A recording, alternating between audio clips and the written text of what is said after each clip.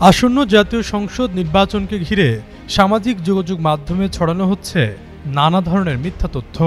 পরিস্থিতি অস্থিতিশীল করতে সেনাবাহিনীর প্রধান জেনারেল ওয়াকারুজ্জামানকে নিয়েও ছড়ানো হচ্ছে বিভ্রান্তকর অপপ্রচার। শুক্রবার বিকেলে সেনাবাহিনীর ফেসবুক পোস্টের মাধ্যমে অপপ্রচার ইস্যুতে সতর্কবার্তা দেওয়া হয়েছে।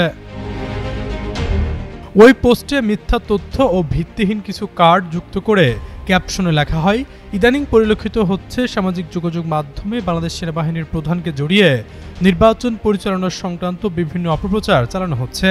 জনসাধারণকে মিথ্যা ও ভিত্তিহীন প্রচার থেকে সতর্ক থাকতে বিনীতভাবে অনুরোধ জানানো হচ্ছে। ক্যাপশনে উল্লেখ্য জানিয়ে আরও লেখা হয়, গত ১৯ জুন একই ধরনের প্রচারণার বিরুদ্ধে সতর্কমূলক বিজ্ঞপ্তি প্রচার করা হয়েছিল। এর আগে গত ৫ নভেম্বর সেনা সদরের সেনাবাহিনীর কার্যক্রম সম্পর্কিত আয়োজিত সংবাদ সম্মেলনে লেফটেন্যান্ট জেনারেল মোহাম্মদ মাইনুর রহমান বলেন, যে পরিস্থিতির মধ্য দিয়ে আমরা গত ১৫ মাস দায়িত্ব পালন করেছি তা একেবারেই সহজ ছিল না। বাংলাদেশ এ ধরনের পরিস্থিতির মুখোমুখি প্রতিদিন হয় না, তাই আমরাও চাই একটি সুষ্ঠু নির্বাচন হোক এবং আমরা সেনানিবাসে ফিরে যেতে চাই। সামাজিক যোগাযোগ মাধ্যমে সেনাবাহিনীকে ঘিরে প্রচারিত বিভিন্ন গুজব প্রসঙ্গে তিনি বলেন, গত ১৫ মাস সেনাবাহিনী অত্যন্ত চ্যালেঞ্জিং পরিস্থিতিতে দায়িত্ব পালন করেছে। এ সময় কিছু স্বার্থান্বেষী চক্র সেনাবাহিনীর নেতৃত্বকে প্রশ্নবিদ্ধ করার উদ্দেশ্যে মিথ্যা ও সাজানো অপপ্রচার চালিয়েছে। এই সময় তিনি স্পষ্টভাবে বলেন, আমি আপনাদের নিশ্চিত করতে চাই সেনাবাহিনীর প্রতিটি সদস্য সেনাবাহিনীর প্রধান ও সিনিয়র লিডারশিপের প্রতি শতভাগ অনুগত।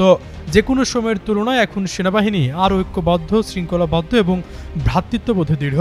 তিনি আরও বলেন, সেনাবাহিনী দেশের জনগণের সেনাবাহিনী, তাই জনগণের স্থিতিশীলতা ও নিরাপত্তা নিশ্চিত করার জন্য প্রয়োজনীয় দায়িত্ব সেনাবাহিনী পালন করবে।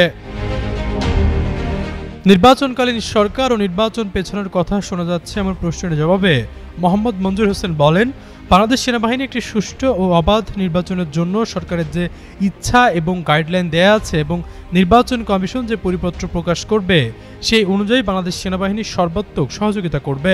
এ সময় আসন্ন নির্বাচনে বিভিন্ন প্রশ্নের জবাবে ব্রিগেডিয়ার মোহাম্মদ মঞ্জুর হোসেন বলেন, মাননীয় প্রধান উপদেষ্টার সঙ্গে ৩ বাহিনীর প্রধান দেখা করেছেন, কি বিষয়ে আলোচনা হয়েছে এর মধ্যে মাননীয় প্রধান উপদেষ্টার কার্যালয় থেকে একটি সংবাদ বিজ্ঞপ্তির মাধ্যমে জানানো হয়েছে। আশরাফুল ইসলাম, যুগান্তর নিউজ।